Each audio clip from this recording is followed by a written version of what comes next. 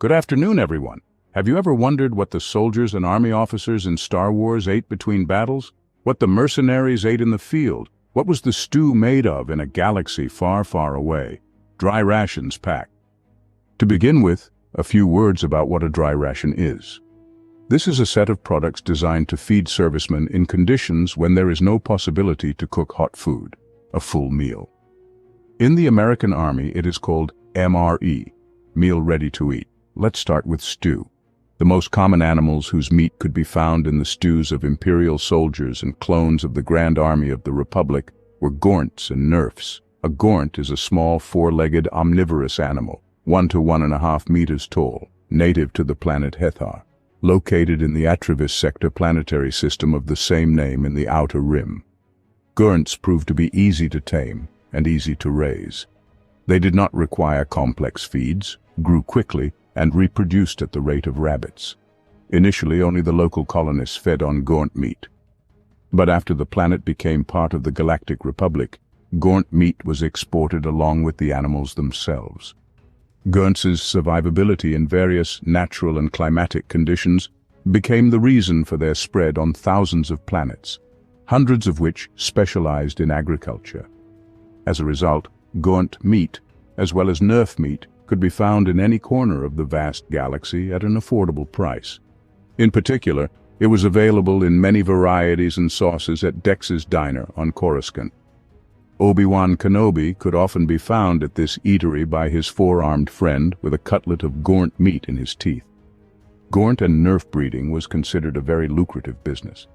There were many facilities in the galaxy whose entire business was based solely on the sale of raw, dried, cured, or preserved gaunt meat. Long before the Clone Wars, the Republic military had come to appreciate this meat. It had a slightly sweet flavor, was very juicy, fatty, and nutritious. It tasted a bit like earth pork. Dried, stewed, or cured gaunt's meat was part of the Republic soldiers' dry ration packs, back when the Republic had full-fledged armies and fleets, and the galaxy was torn apart in numerous wars with the Sith, the hordes of their followers, the Mandalorians, and many others. Anyone who played through Star Wars, the Old Republic for Jedi Knight, probably remembers Fidel Tin Rusk. He subsisted exclusively on Republic Army dry ration packs, and even happily accepted them as gifts. It was the gaunt stew and army Gallettes that Rusk gorged himself on. During the Clone Wars, gaunt meat was a mandatory part of the diet of soldiers and militia of the Grand Army of the Republic, as well as flesh-and-blood soldiers in the Army of the Confederacy of Independent Systems. Any clone in an army canteen or field kitchen could find gaunt meat in his soup or stew. And later, the Rebel Alliance and the New Republic used similar meat. Food for all time.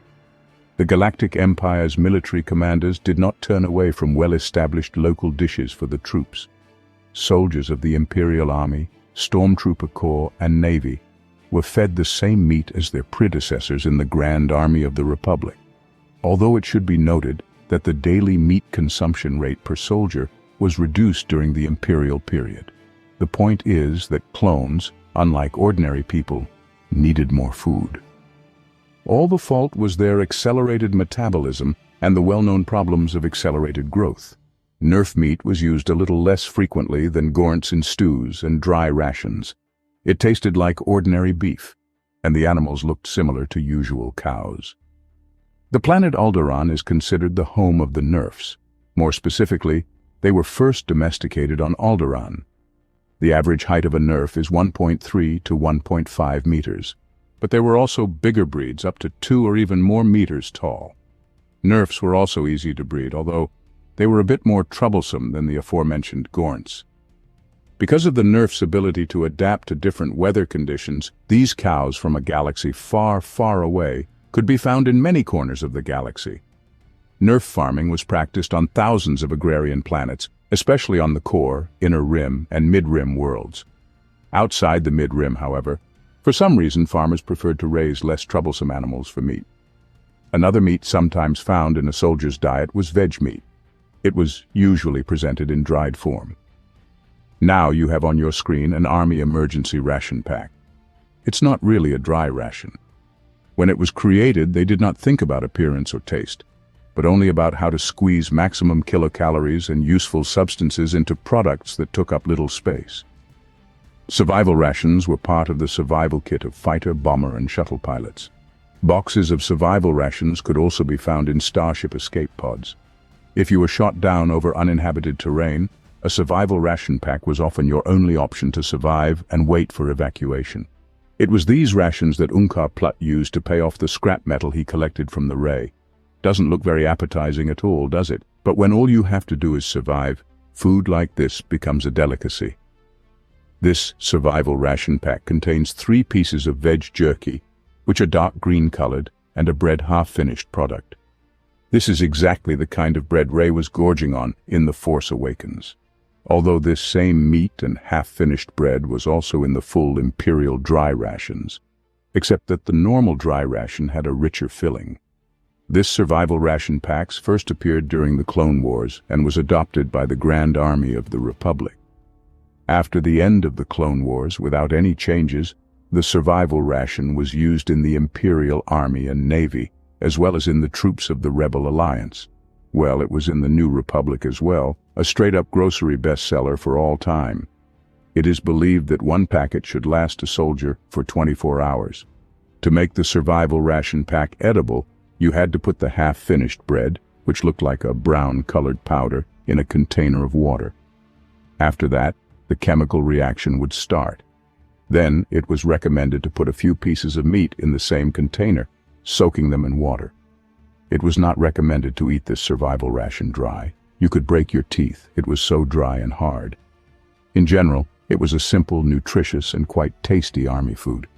There were a lot of such dry rations left lying on the Jakku after the famous grandiose fight.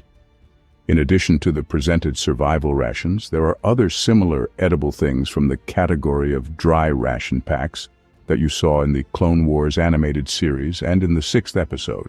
We're now talking about the so-called protein bars. They were known by various names, including nutrient bars, protein bars, and supply bars. They were also known as sticks instead of bars. They were eaten in multiple eras of galactic history. In the illustration shown, one of these bars is obtained by Numa, the young Twi'lek, who was rescued by the clones Waxer and Boyle in episode 20 of the first season of the Clone Wars animated series. These bars were a typical product of the military chemical industry. They came in either almost tasteless or completely tasteless, but very nutritious.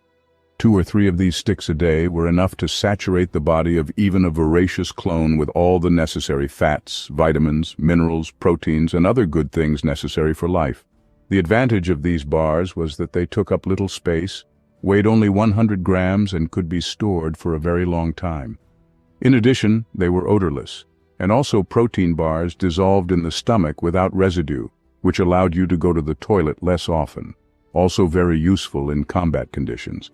After all, it is better for a soldier to lie quietly in an ambush or stand at a combat post and not think about what bushes to get into to saturate the natural needs of the body.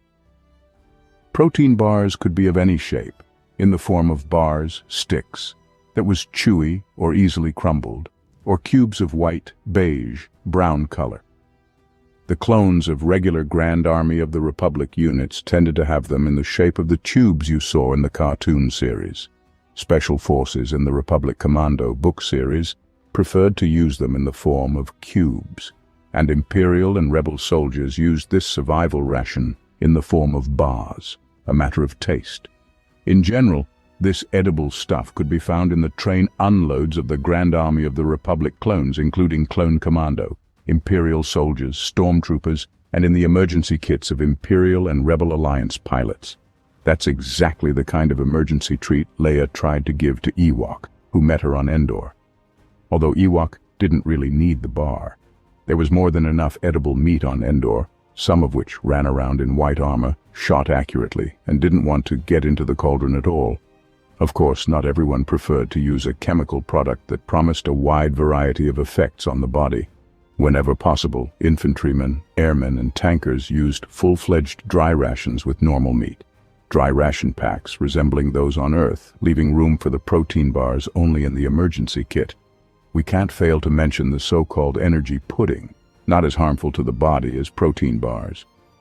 It was a bar of black or brown color.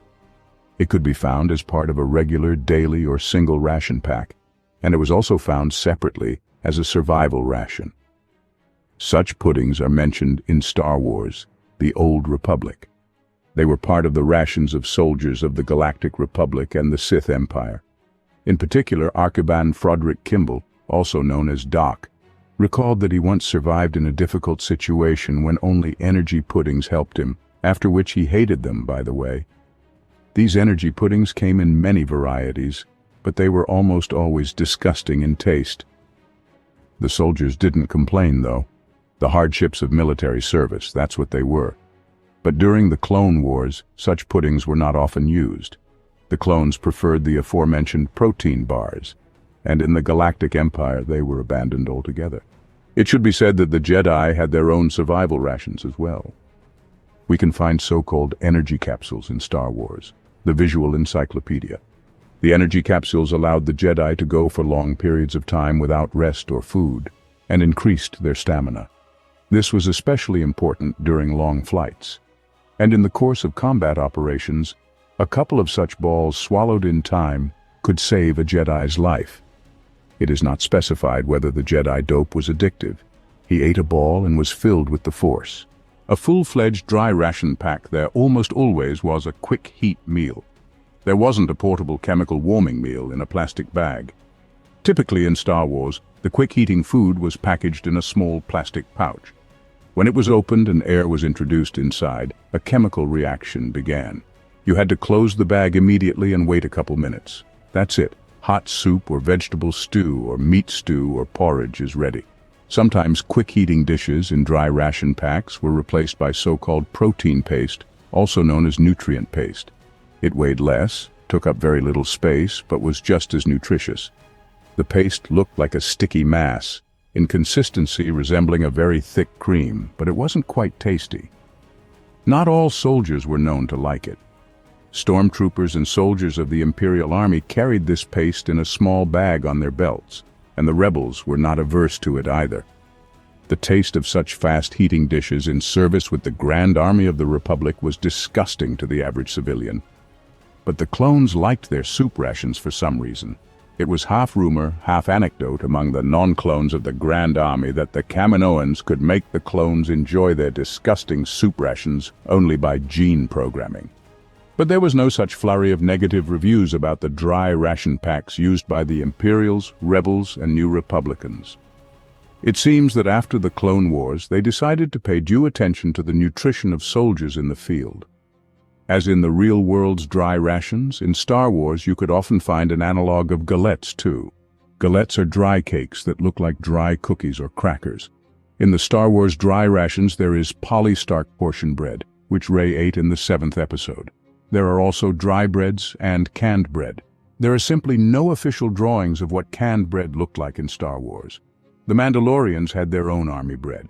As you know, a real Mandalorian wife had to be able not only to shoot a blaster accurately, but also to cook various dishes of unpretentious Mandalorian cuisine.